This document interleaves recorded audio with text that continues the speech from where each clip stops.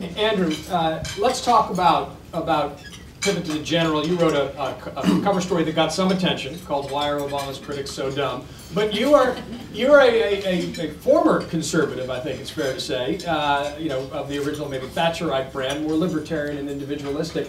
Let's talk Reagan Democrats. Let's talk about that, you know, crucial appeal to Republicans to reach out. Michigan, Macomb County, neighboring county, was always shorthand for Reagan Democrats. This was the swing in the swing state. Obama won the state by 8 points last time. You're looking at Romney's numbers go down among independents dramatically. I mean, do you think because of those dynamics this is over?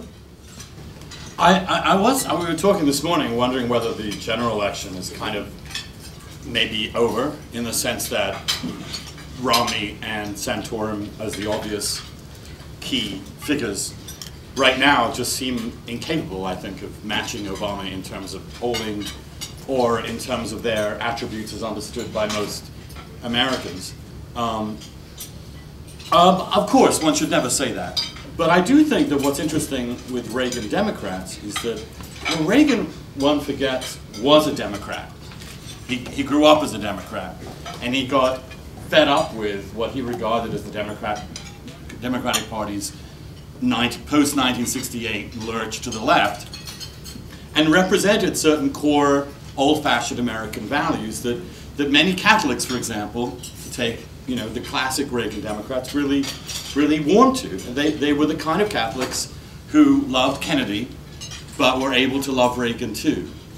And yesterday we have Rick Santorum, the major Catholic in this race, saying that listening to John F. Kennedy's speech saying he would not be run by the Pope in 1960 made him want to throw up. This is true, by the way. If you missed this is not on ABC News. He actually, and he said this previously in the campaign as well. Yeah. That's not going to work with Reagan Democrats. I really don't think saying that John F. Kennedy's legacy is something that makes you nauseous works with that sort of central part of the Democratic, the old Democratic coalition. I think that that's a function of religion. I think it's a function of where the Catholic Church has moved since the 60s. And Santorum is the leading edge of the far right in the Catholic hierarchy. A hierarchy much more interested in questions of birth control, abortion, homosexuality than in the poor, personal charity, and the individual virtues that Catholics were supposed to believe in for so long. So it's a combination of the two. I think it's possible this is going to be a catastrophe for the Republican Party. And I hope so, in a way. Not because I want to see the Republican Party collapse. I don't. I think it's crucial that we have a conservative alternative to a mainstream Democratic president.